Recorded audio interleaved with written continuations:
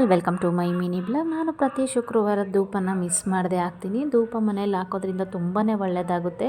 ಶುಕ್ರವಾರ ಅಂತಲ್ಲ, ಪ್ರತಿದಿನ ನಮಗೆ ಆಗುತ್ತೆ ಹಾಕೋಕ್ಕೆ, ಅಂದರೆ ಪ್ರತಿದಿನ ಹಾಕ್ಬೋದು.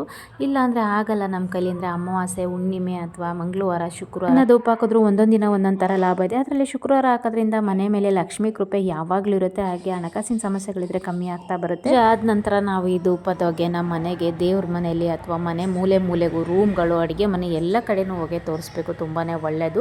ಮನೆಯಲ್ಲಿ ಯಾವುದೇ ಥರ ನಕಾರಾತ್ಮಕ ಶಕ್ತಿ ಇದ್ದರೆ ಅದು ಕಡಿಮೆ ಆಗ್ತಾ ಬರುತ್ತೆ. ಧೂಪದ ಹೊಗೆಯಿಂದ ಮನೆ ತುಂಬಾ ಶುದ್ಧವಾಗಿರುತ್ತೆ. ಹಾಗೆ ಕೆಲವ್ರಿಗೆ ಈ ಅಮಾವಾಸ್ಯೆ, ಹುಣ್ಣಿಮೆ ಬಂದರೆ ಕಾಲು ಸೆಳೆತ ಬರೋದು ಅಥವಾ ಮೈಕೈ ನೋವು ಬರೋದು ಅಥವಾ ಏನೋ ಹುಷಾರಿಲ್ದಂಗೆ ಆಗೋದು, ಈ ಥರ ಎಲ್ಲ ಆಗ್ತಾ ಇರುತ್ತೆ.